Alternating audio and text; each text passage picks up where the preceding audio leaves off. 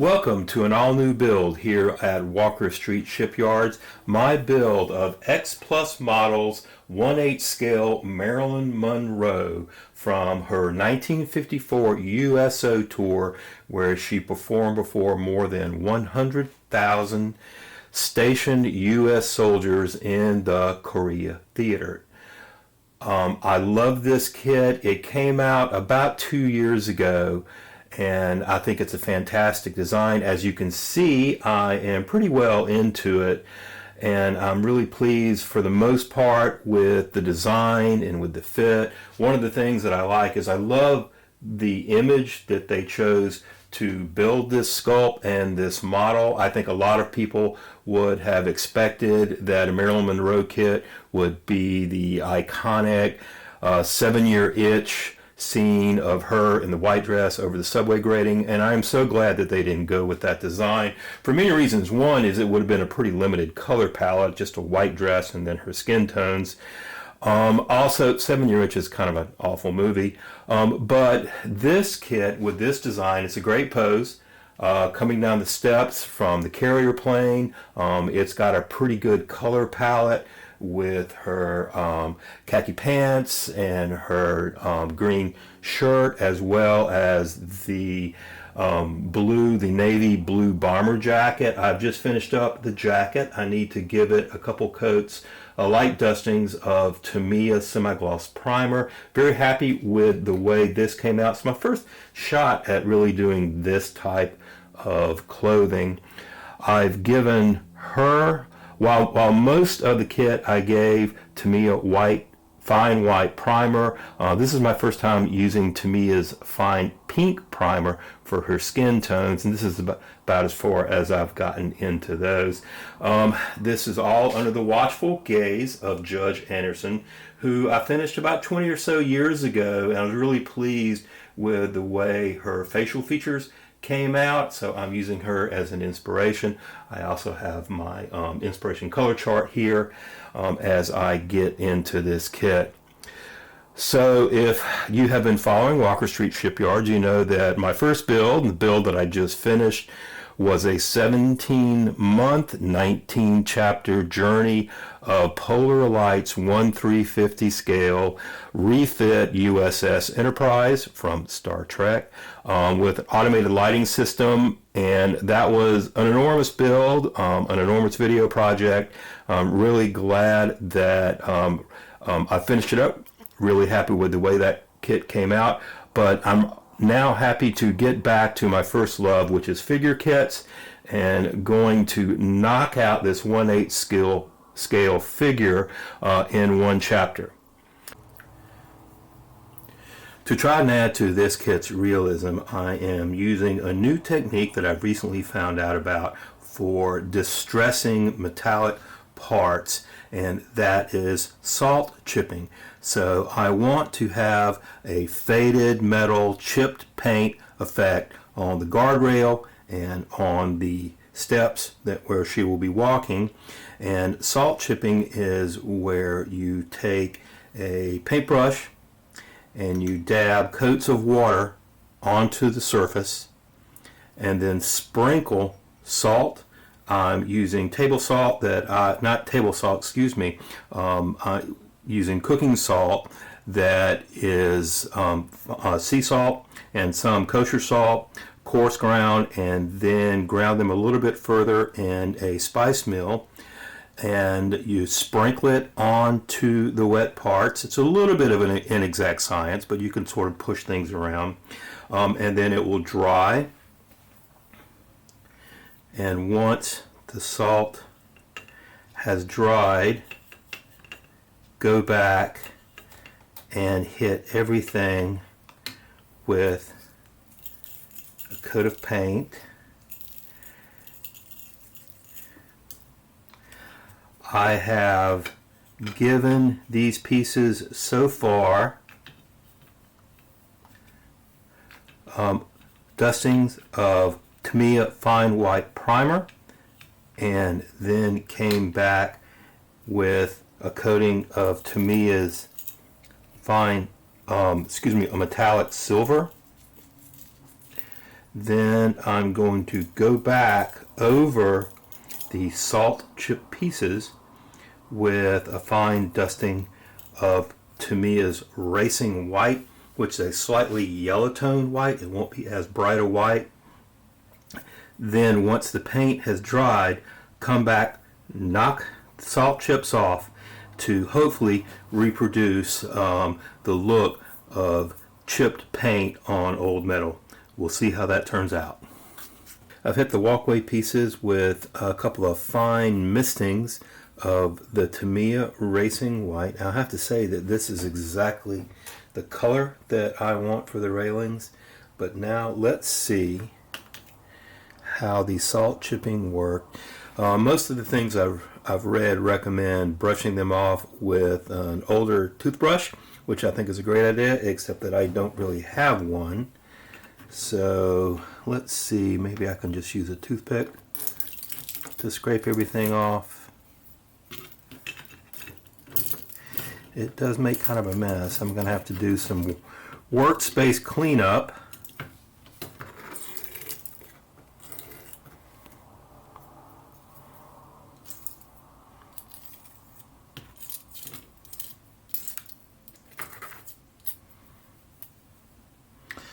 So I really don't know whether the camera is going to be able to pick up the detail.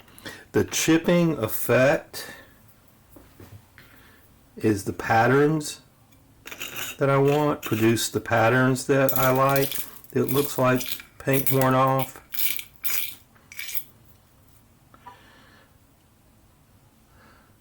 I think you can see it like that.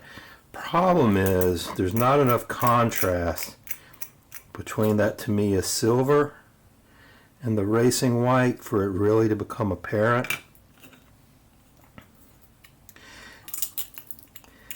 The steps look pretty good.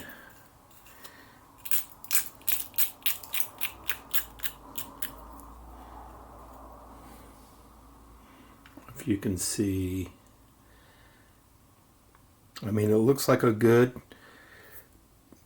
faded chip painted metallic surface. It's just, it's really hard to see the difference between the colors. And it's particularly true on the railing.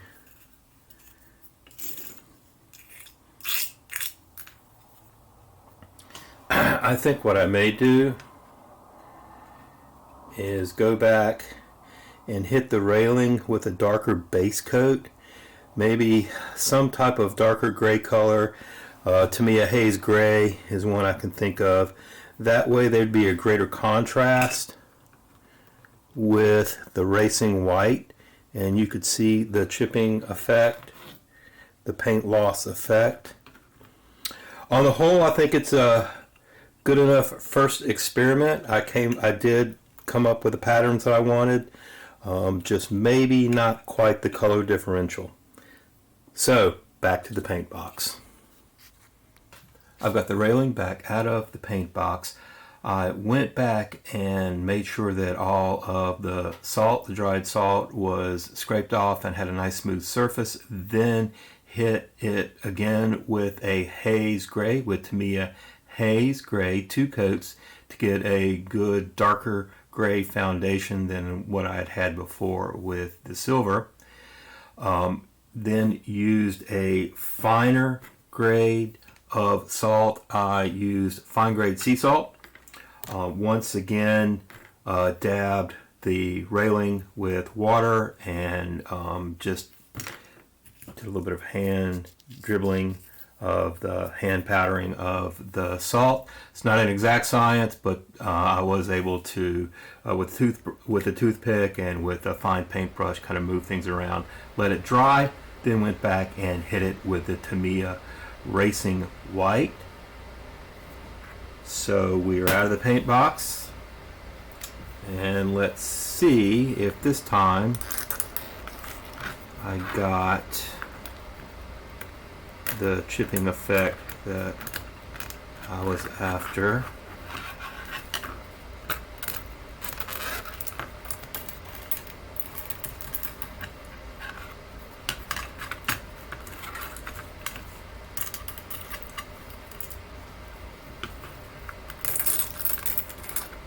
It does kind of go everywhere.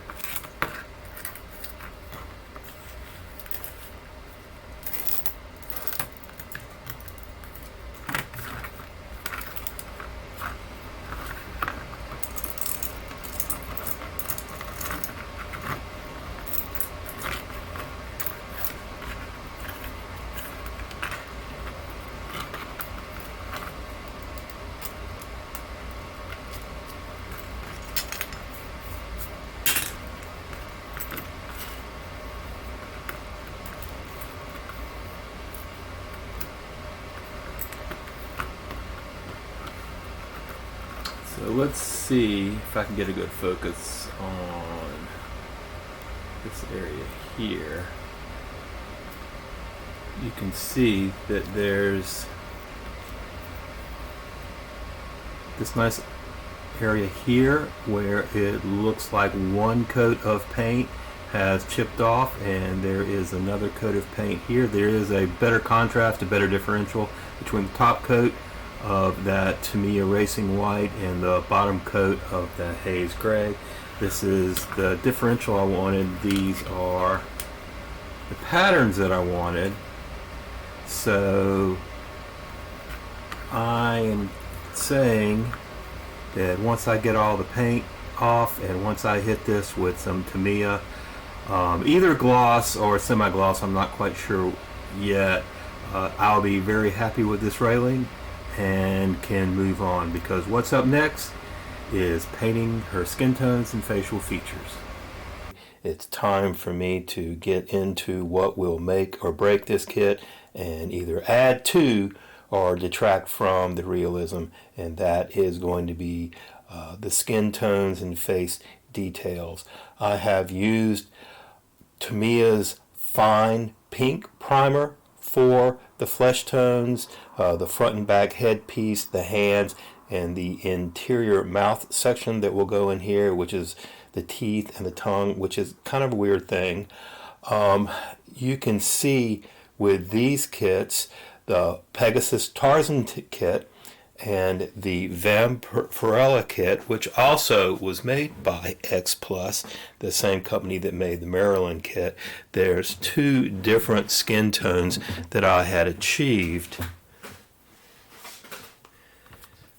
and I make my skin tone by building up different layers of Liquitex paint.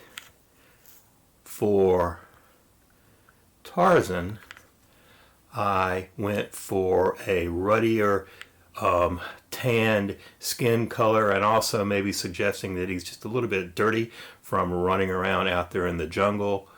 For the Vampirella, which I finished right before I built my second Polar Lights Enterprise, I went for a paler look with some flesh tone highlights. In the background, you can see the watchful gaze of Judge Anderson.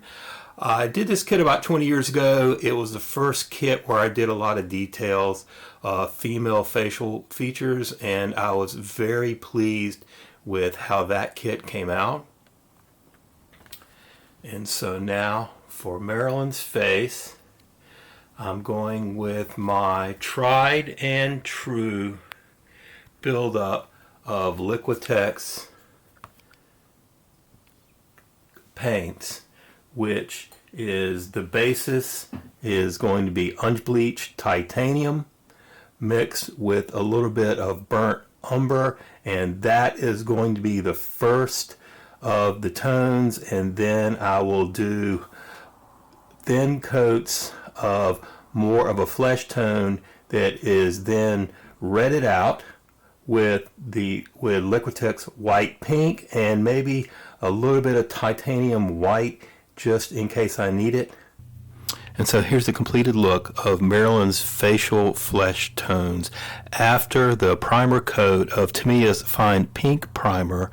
I mixed up a base coat of Liquitex acrylic burnt umber mixed with unbleached titanium and light pink and just a tiny little dot of titanium white, and gave her an initial base coat that was a slightly darker, ruddier look, and then added a little more of the light pink for the second tone.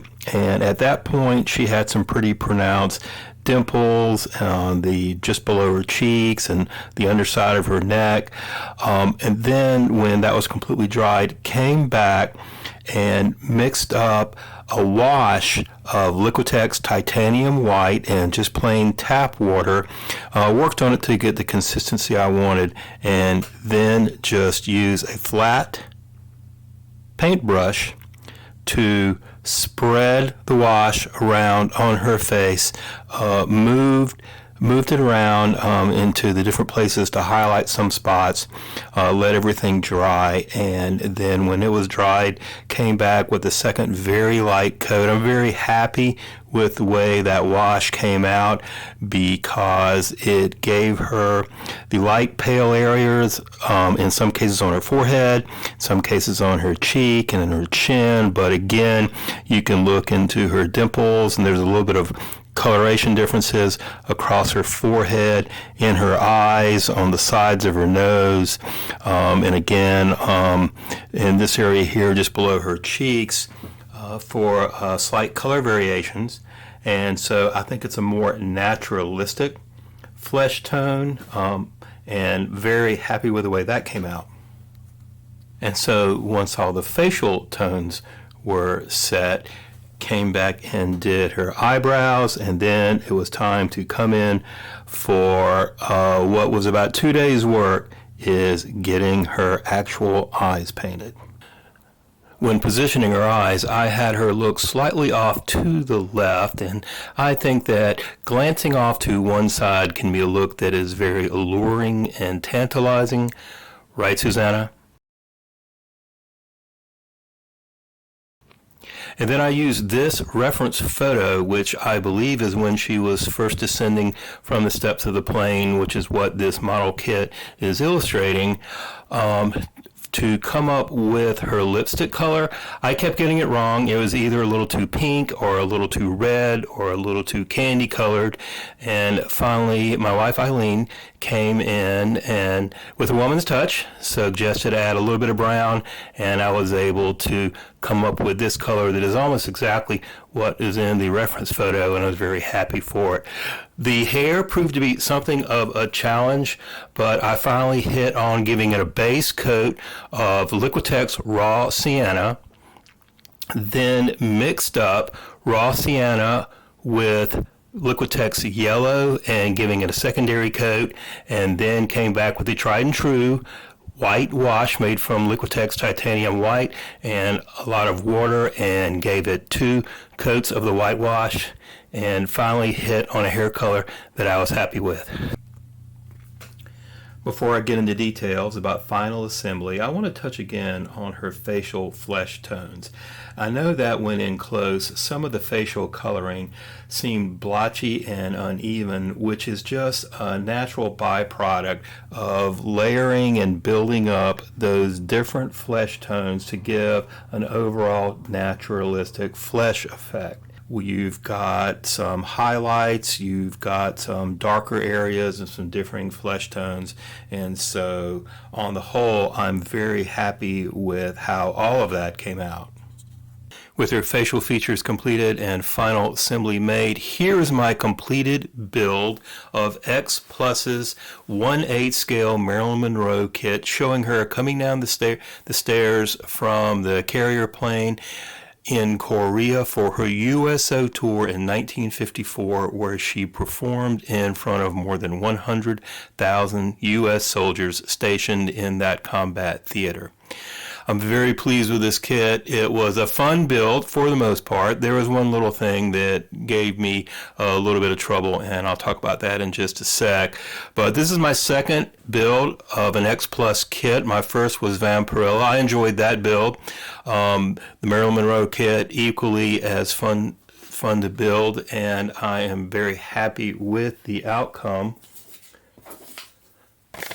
Fittingly, for her shirt and for her pants, I used Tamiya's NATO green and NATO brown. NATO green for the shirt, NATO brown for the pants. For the bomber jacket, and this is a type of clothing I've never really done, a type of look that I haven't done before, is a good leather finish. I used a base coat, after the primer coat of Tamiya Fine White Primer, I used a base coat of Testors Flat Black, then used two very light dustings of Tamiya Racing Blue to get this base color, then came back over that with a wash of Liquitex Black, really two coats of the wash, and then came back, of course, and did silver for the zippers, and really happy with the way the coat finished out. The part of this build that gave me the most trouble was this collar piece, or actually these two collar pieces. Like I said before, these pieces have to go together after her neck and head assembly is in her two shirt parts, the front and back portion of the shirt that lock the head into place. Then you come back around and apply the back of the collar and the front of the collar. Problem there is then you get this seam right here on her lapel points, and I really had a bit of difficulty in getting these two parts into place around her neck and then lining up these two lapel points so that the lines actually met and would come together and glue together. It really took some doing. It took several hours on an afternoon, a lot more than I thought I would have to dedicate to such a small piece and a final part of the assembly. But I was able to finally get them together and then come back with Vallejo plastic putty and fill in the line, do a little bit of sanding, and then do a couple of very light finishing coats of the Tamiya NATO green to even it out. You can still see the line a little bit on this, the right side of her lapel, her collar, but I am pleased enough with the finish for that. Once that was done, and after I gave her two light coats of Tamiya's flat finish, then it was a time to assemble her to the base. Because there's not a lot of glue points affixing Marilyn to the steps, and because one of her feet, because her left foot is slightly angled and she's just connecting barely with her left toe, I worried some about how firmly she was going to be affixed to the base. It would have been great if X Plus had designed some type of locking pin or hook or something, perhaps on this right boot down with the step to really fix her down a little bit more tightly. There's really not a lot of glue points. You've got this long flat of her right foot and then the flat of the step. Then you've got, like I said, just the tip of her left toe here on the step, and then you've got her hand. Those are your three glue points holding her down. So I have seen that one builder actually drilled a hole up through the base of this right boot and down into the step and used some type of pin. And I actually thought about that, came very close, actually got the Dremel out, got a drill bit in and was ready to go. But worried some, this boot, you have the assembly of the boot is the two parts, the right and the left part of the boot. Then you've got the entire lower sole assembly, and the actual top of that reaches up to right here. And I worried that trying to come up through there with a drill bit might, in the end, really dislodge the construction. So I backed off. In the end, the cement that I went with is a Gorilla Grip Super Glue Gel to fix her down, And even though it's only supposed to take 5 minutes, I really gave her a good 2 or 3 hours to fully cure. And she seems to be seated firmly. While waiting for that to dry, I came in and did the nameplate. So the base color of the nameplate is Tamiya light pearl blue. For the lettering of her name, I used the Liquitex acrylic light pink. And then for the lettering in here for the USO Tour 1954, I actually tried to do a red, white, and blue on USO, but the white was so bright and so dynamic, the Liquitex white, that it just really looked different and jumped out more than all of the other lettering. And I tried to gray it down some, and I tried to lighten it some, and it just really never looked right. So in the end, I went with a Liquitex Viridian Green for this lettering, then gave it a couple coats of flat. I didn't really like the Tamiya flat, so I gave it a Tamiya semi-gloss. So now she's firmly set on the steps and her nameplate is ready. So with Marilyn Monroe completely finished, what's next for Walker Street Shipyards? I'm glad you asked, because take a look at this upcoming build.